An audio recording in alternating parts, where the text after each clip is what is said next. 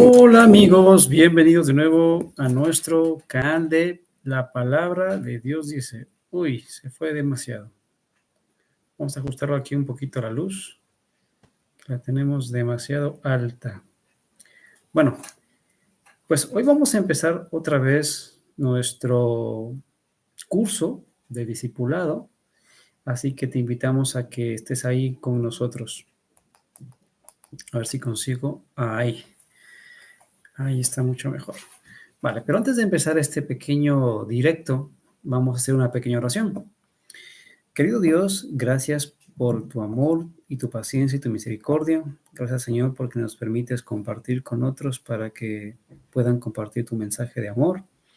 Gracias, Señor, porque eres amoroso y misericordioso con nosotros y danos de tu Espíritu Santo para poder explicar. Ilumina a las personas también que verán este video y te lo pedimos por Jesús. Amén. Bueno, mis estimados amigos, vamos a empezar. Bueno, hemos preparado en este canal un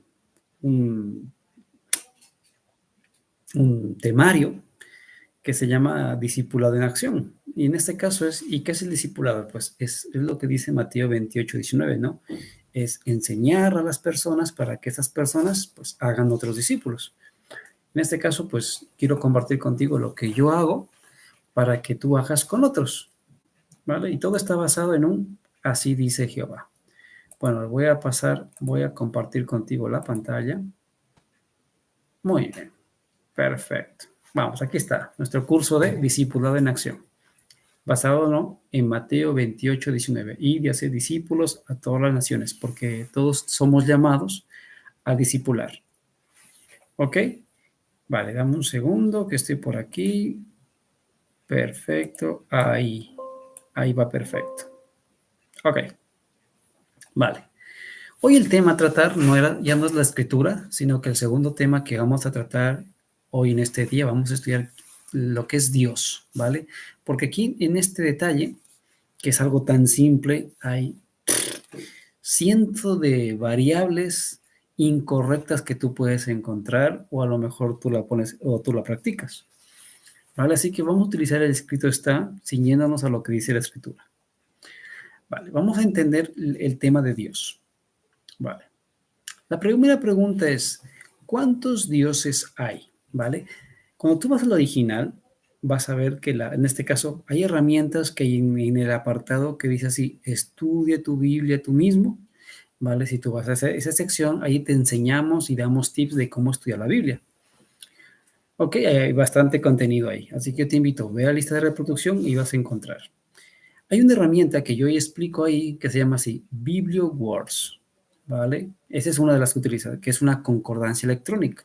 Así que tú la puedes buscar por internet y buscar esa BiblioWords que te da estadísticas, te ayuda a buscar palabra por palabra, te da referencias de otras Biblias para ir comparando por si la Reina Valera en su lenguaje, que es muy técnico, podemos decir así, pues a lo mejor alguna palabra no te suena por falta de lectura o porque tú no lo dominas. Ok, entonces aquí hay versiones nuevas donde uno puede entender.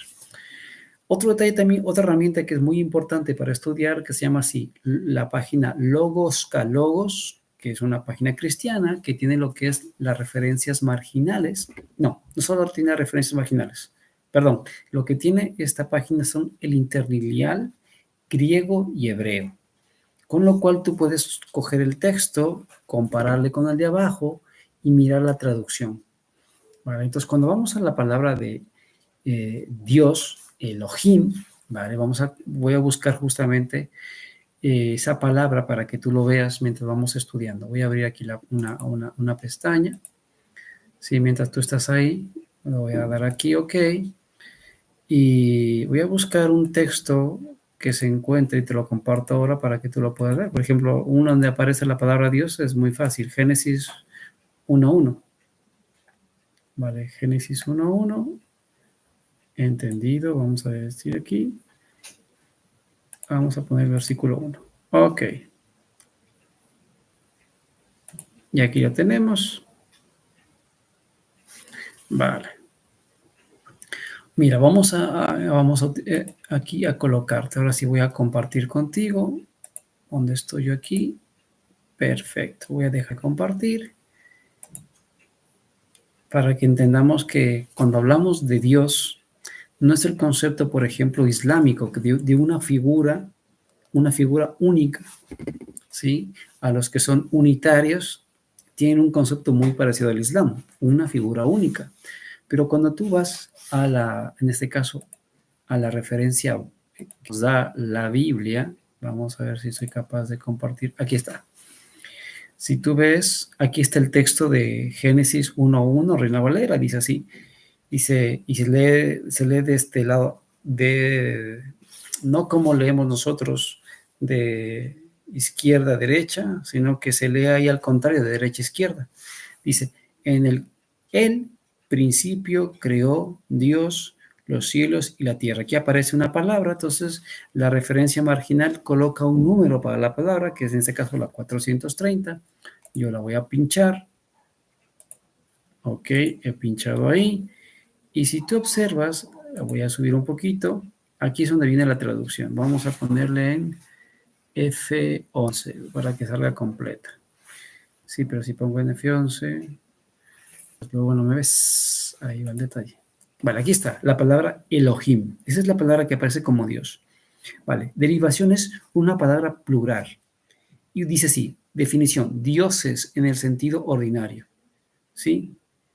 Entonces aquí encontramos que es una palabra plural y se utiliza que la palabra es como dioses, ¿sí? Porque hay que entender de que hay Dios Padre, Dios Hijo y Dios Espíritu Santo, porque los tres son seres únicos, el Padre, el Hijo y el Espíritu Santo. De hecho, a Dios Padre se lo llama el Abba, por ejemplo, como dice Jesús, Abba, ¿vale?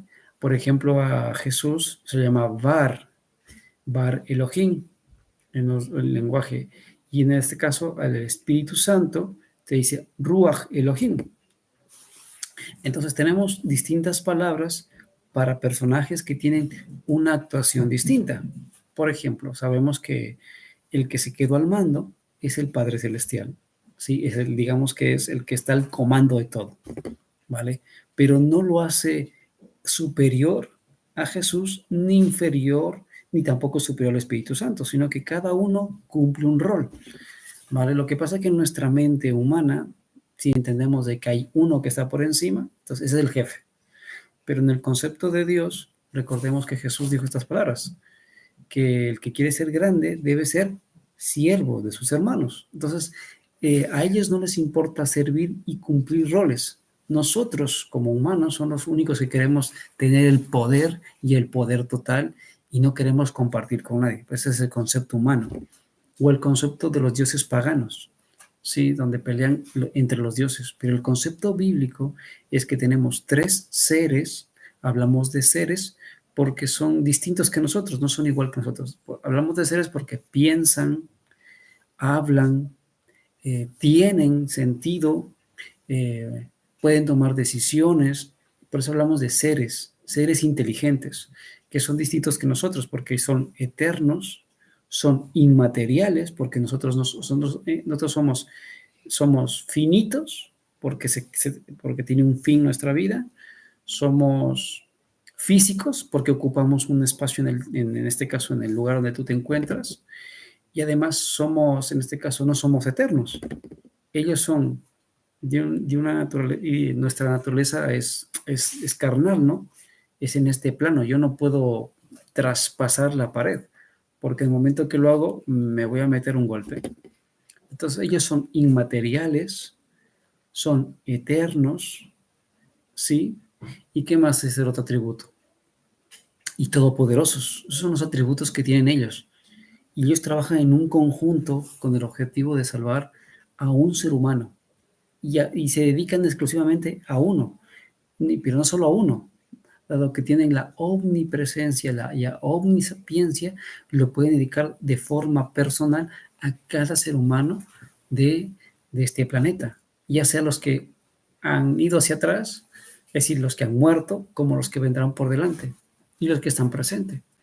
Entonces hablamos de un ser que es distinto a nosotros. Vale, entonces la palabra Elohim se refiere a dioses. Vale, ya entendiendo ese concepto, volvemos a compartir. Entonces, yo te invito, no tienes por qué creerme, vete a esta página y coge todas las referencias y vas a ver que a veces nuestro concepto es un poco extraño. Vamos a compartir ahí. Vale, entonces la pregunta que vamos a hacer es, ¿cuántos dioses hay? Ahora, vamos a ver, pero vamos a ver que hay que entender la pregunta. Efesios 4:6 dice así, un solo Dios y Padre de todos, el cual es sobre todos y por todos y en todos. Vale, ¿cómo se concibe este ejemplo, no? Son uno, pero a la vez son tres. Vale, yo cuando estudio con una persona, le hago esta pregunta, ¿cómo entiendes esto? Porque claro, o es uno o es tres. Entonces, algunos dicen que solo es el Padre y los demás, por ejemplo, en el caso de los testigos de Jehová, pues sí, hay un Padre, ok, Jesús es un ser creado, no es Dios, aunque dice la Biblia lo contrario, ¿vale? Y el Espíritu Santo es la fuerza activa. Es una forma de entender para poder calzar esto. Otra forma que he encontrado también de personas que se les pregunta esto es, ¿cómo entiendes esto? Dice, sí, yo entiendo que hay un solo Dios, pero según las circunstancias, se va transformando. Se transforma, en el Padre, en el Hijo y en el Espíritu Santo. Claro, suena muy bonito eso, pero cuando vamos a los evangelios, en el caso de Jesús, cuando se bautizó, vamos, por ejemplo, yo te invito a leer, que leas conmigo el libro de Mateo, Mateo capítulo 3, ¿sí? Y aquí nos dice lo siguiente, el versículo número 16, 3:16, dice así, y Jesús después de que fue bautizado, subió luego del agua, entonces ahora tenemos a Jesús bautizado, que salió del agua, y aquí los cielos fueron abiertos y vio al Espíritu de Dios que descendía como una paloma. Entonces ya tenemos un personaje físico que es Jesús, otro personaje físico que es la paloma, que es la forma que tomó el Espíritu Santo para estar presente ahí, que descendía como una paloma y venía sobre él, y a tercera, con una manifestación física, dice, y hubo una voz de los cielos, manifestación física, que decía, este es mi Hijo amado, en quien tengo complacencia. Vale, entonces aquí vemos los tres, la forma física de la paloma, la forma física de Jesús en su forma corpórea y la forma física a través de la voz del Padre, los tres. Ahora, si es solo uno, pues tuvo que haber hecho Jesús de ventríloco. Entonces, entiendes que por qué no se puede compaginar esa idea. Entonces, ¿cómo entendemos cuando se refiere de uno? Vale, entonces hay que entender a la luz de toda la Biblia. Entonces, cuando tú vas, por ejemplo, ahí mismo al libro de Mateo, hay un ejemplo muy hermoso que tiene que ver con las cosas que él ha hecho. Y es una institución que Dios, junto con el sábado, la estableció. Y te voy a decir dónde está. Te digo ahora mismo. Lo busco. Vale, yo no me sé los versículos de memoria, os cuento ese detalle aquí confesando delante de ustedes ¿cómo se llama? Mi defecto, ¿vale? Entonces yo lo que hago es pintar mi Biblia. Cuando tú ves, yo pinto mi Biblia y entonces yo voy haciendo memoria o me acuerdo de otro lugar y reviso las referencias marginales. Entonces con eso ya me voy guiando para poder yo hacer las cosas correctamente. Vale. Les voy a decir dónde es. Mateo 19:4. Lo tengo aquí. Mira cómo dice así. En Mateo 19, desde el 19:4. Dice así. Y él respondió y les dijo, ¿no habéis leído que el que los hizo, o sea, en este caso el Eterno, que es Dios, se refiriéndose a los tres, ¿no habéis leído que los hizo al principio varón y hembra los hizo? ¿Ok? Versículo 5. Y dijo, por esto el hombre dejará al padre y a madre, se unirá a su mujer y los dos serán una sola carne. Vale, perfecto. Entonces, así que versículo 6, Así que no son ya más dos, sino una sola carne, por tanto, lo que Dios juntó, no lo separa el hombre. ¿En qué sentido son uno? Porque está claro que no se fusionan y de repente hacen un mutante. Pues no, sino que son dos seres independientes, hombre y mujer, que se juntan, en este caso, para hacer una relación, para hacer lo que es la familia, y cada uno tiene su individualidad como ser humano. ¿Y en qué sentido son uno? Porque en este caso fusionan sus pensamientos, fusionan sus ideales y buscan un solo objetivo común, que es el bienestar de los dos para establecer lo que se llama la familia.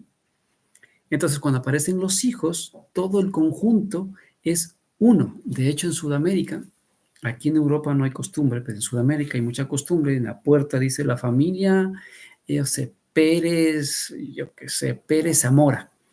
Entonces, cuando tú abres, sabes que ese conjunto es la familia Pérez Zamora. Y entonces hablamos de esa unidad, la unidad Pérez Zamora. Es decir, el conjunto de varias personas que van a formar, en este caso, la unidad de la familia. Entonces, cuando dice aquí Efesios, un solo Dios, no se está refiriendo a un personaje, se está refiriendo a la unidad de los tres. Esos tres son un solo Dios y son nuestro Padre. Por eso cuando vamos a otros lugares, los muestra separados. De hecho, para que tú veas que ese concepto no es erróneo que te estoy comentando, y se entiende así como el concepto de la familia, o sea, la palabra Dios es para referirse a los tres de forma general. La palabra Dios, el Eterno, el Todopoderoso, Jehová, es la palabra que utiliza la Biblia para referirse a ellos. Cuando quiere ser específico, utiliza la palabra Ovar o el Hijo de Dios o el Espíritu de Dios o la palabra Dios, cuando en el contexto va a ser el Padre. Entonces, cuando uno lee el contexto, entiende de qué se está refiriendo de forma, cuando aparece la palabra sola, es los tres de forma como una unidad, un solo Dios. Miren este texto que aparece en Génesis 1:29. No los puse aquí porque lo quería ir desarrollando. Vamos a pedir ayuda a nuestro asistente. Lucas, por favor, pásame el cargador antes de que muera el, el portátil. Vale, gracias. Mira cómo dice Génesis 1, dice así, 1:26. Mira cómo utiliza la frase. Entonces dijo Dios, hagamos al hombre. Quédate con eso. Hagamos, ¿qué palabra es? Si fuera un solo personaje, dijera, y dijo Dios, voy a hacer en primera persona, pero aquí no utiliza en primera persona, lo utiliza el hagamos, es decir, que hay más seres que participan en esta creación. Hagamos al hombre. Y luego utiliza la siguiente frase, a nuestra semejanza, ¿sí? A nuestra semejanza. Si no está ahí, estará por allá. Ahí en la esquina está, míralo. A nuestra semejanza, dice así. Y bueno, lo que dice así. Vuelvo aquí, me he perdido un poquito.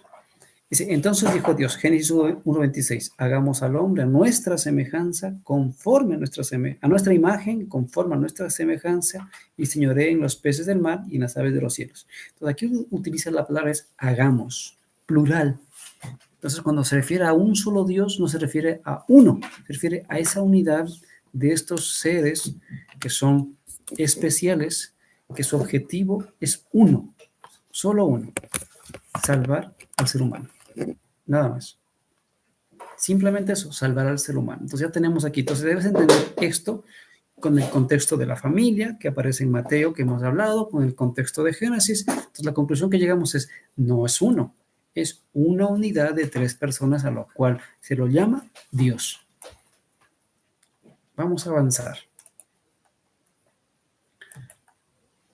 ¿Cuál es su naturaleza? O sea, ¿de qué están hechos? Juan 4:24 nos dice así, Dios es espíritu. Es decir, es un ser espiritual, no es un ser material como soy yo, Él es espíritu porque yo estoy formado de carbono, hidrógeno, oxígeno, minerales, ¿vale? Eso soy yo, pero ellos no, Él es espíritu y los que le adoran tomando en cuenta ese detalle, en espíritu y en verdad es necesario que lo adoren. Para eso es su ser espiritual. Y solo de forma espiritual nosotros podemos adorarlo. ¿Y cómo conseguimos esa forma espiritual? Cuando nosotros nos acercamos a través de la Biblia, no practicando el espiritismo, sino adquiriendo el conocimiento de él, y entonces como entendemos que él existe, pues podemos adorarlo en espíritu. Entonces, ya, otra pregunta que tú tienes que soltar a tu estudiante. Vale, cuando tú estés dando un estudio bíblico y si alguien te pregunta algo que no sepas, pues fácil, no lo sé, porque es normal que no lo sepas todo, ni yo tampoco lo sé todo. Pero le dices, mira, vamos a dejar esta pregunta aquí y yo voy a buscar información. Entonces tú tienes toda una semana porque debes pautarte el estudio con un tiempo de una media horita. Vale, creo que ese apartado no lo he hecho, pero lo voy a dejar para el final. El estudio tiene que ser de media hora, pero te lo cuento ahora, ¿no? Tienes una media hora, donde primero oras, dices, vamos a abrir la palabra de Dios, luego de que lees la palabra de Dios, pues como te dejo aquí la chuleta, vas haciendo preguntas, si surge alguna cosa que tú no sepas, no sufras, ¿sí? No sufras y no digas, no tengas vergüenza de decir, no lo sé. Pues simplemente le dices, no lo sé, coges la pregunta, la investigas y luego la semana que viene dices, mira, ya encontré lo que tú me preguntaste, es esto, ¿vale? Y así, uno, aprendes tú y la persona también recibe su respuesta, porque el objetivo del discipulado no es simplemente es preparar a otro, es prepararte tú también, porque cada vez que tú repites esto, refuerzas en tu mente aquello que has aprendido alguna vez. Vamos a la siguiente pregunta que tenemos que hacer. Entonces, esto es una chuletita de estudio. La pregunta que vamos a hacer a nuestro estudiante, ¿cómo es el carácter de Dios? Porque a veces se desfigura el carácter de Dios, más con el tema del ateísmo, a veces lo pone a Dios. El ateísmo tiene dos vertientes donde atacar, porque no se concibe este texto, por ejemplo, Juan 4:8, el que no ama no ha conocido a Dios porque Dios es amor. ¿Vale? Si es amor, ¿por qué hay el infierno? ¿Vale? El infierno está en la Biblia. ¿Vale? Pero ¿cómo se compagina eso? ¿Vale? Se compagina de que el concepto de que nosotros tenemos en el mundo cristiano es muy incorrecto y es un concepto católico.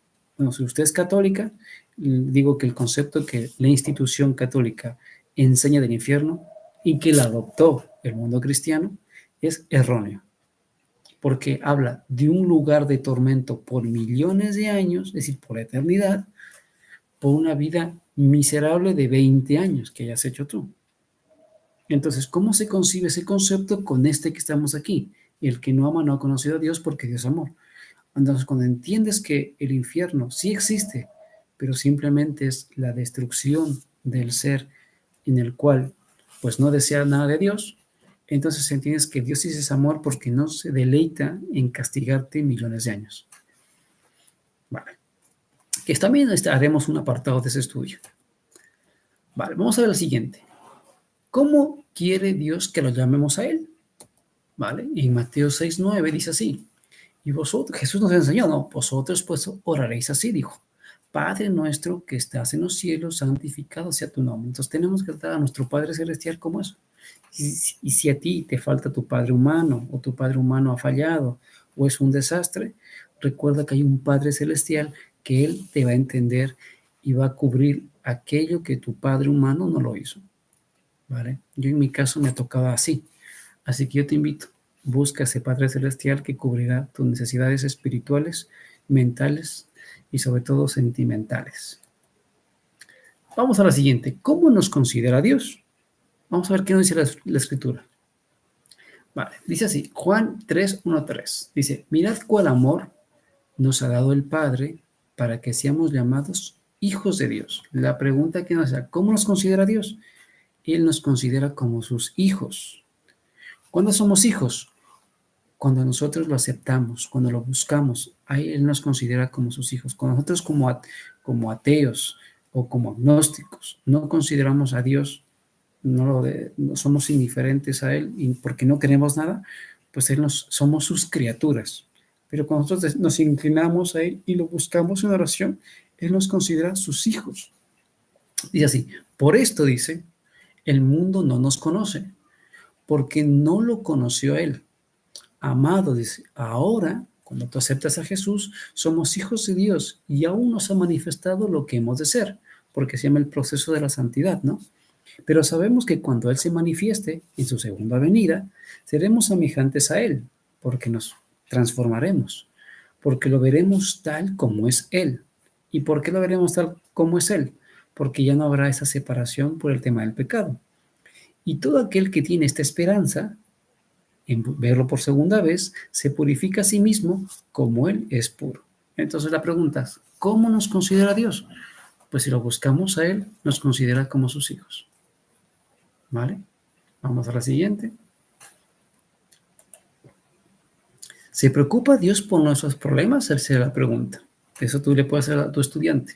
El Salmos 4, 40, del 1 al 3 dice así: pacientemente esperé a Jehová, y se inclinó a mí y oyó mi clamor. Y me hizo sacar del pozo de la desesperación, te sacó así, del lodo cenagoso, es decir, donde está uno bien fangoso ahí, te cogió y puso tus pies sobre la peña, es decir, sobre la piedra. Luego enderezó mis pasos, dice. Puso luego en mi boca un cántico nuevo, alabanza a nuestro Dios. Cuando suceda eso, dado de lo que ha hecho Dios en ti, verán esto muchos y temerán y confiarán en Jehová. Vale. La pregunta es, ¿se preocupa Dios de nuestros problemas? Sí. Cuando nosotros nos acercamos a Dios, Él hace ese trabajo con nosotros, nos saca del lodo de la desesperación, del lodo cenagoso, nos coloca sobre la peña, en este caso sobre Jesús, para que empecemos a enderezar nuestro camino. Y fruto de ese nuevo cambio que aparece en tu vida, aparece pues un lenguaje nuevo, unas ganas de vivir distintas. Y eso que otros han visto que yo era un desastre, los invita, uno, a temer, porque algo ha pasado con ese que ha cambiado, pero dos, los invita a confiar en Dios y a buscarlo. Por eso es que a veces el testimonio también cuenta como una predicación. ¿Vale? ¿Qué me enseña el primer y tercer mandamiento sobre la ley de Dios? Vamos a ver sobre Dios también, porque Dios tiene una ley. Vamos a ver qué nos dice la ley de Dios.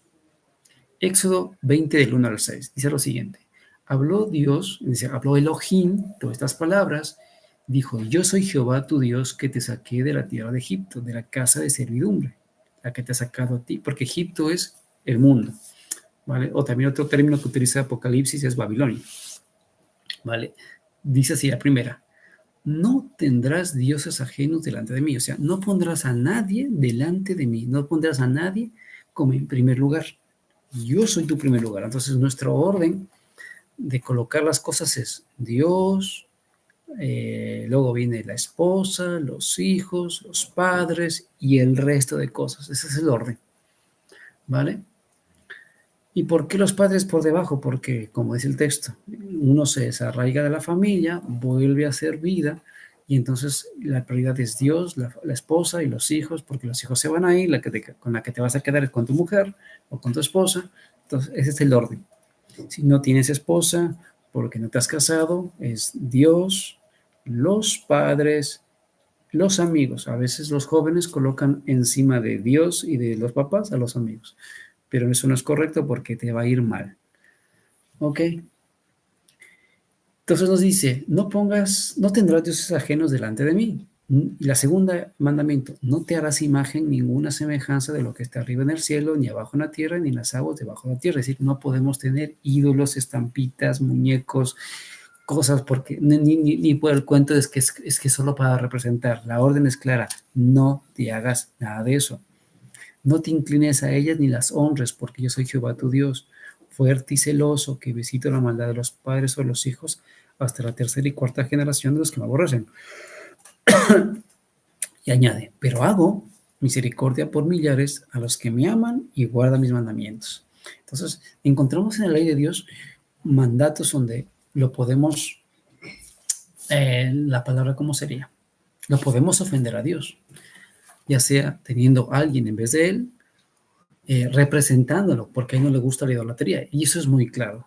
Aunque el hermano Luis del Toro diga que no pasa nada, cuando uno lee toda la Biblia y lo lee sin sus sus torcederas, como a él le gusta hacer, vas a encontrar que Dios no le gusta la idolatría. ¿Sí? ¿Ok? Ni tampoco como he escuchado alguna radio católica dice que no, ahora Dios se adapta a los tiempos y ahora sí permite. Mentira. Si lees la escritura, Dios no se adapta a los tiempos porque es el mismo ayer, hoy y siempre. O sea, no ha cambiado. Vamos a continuar.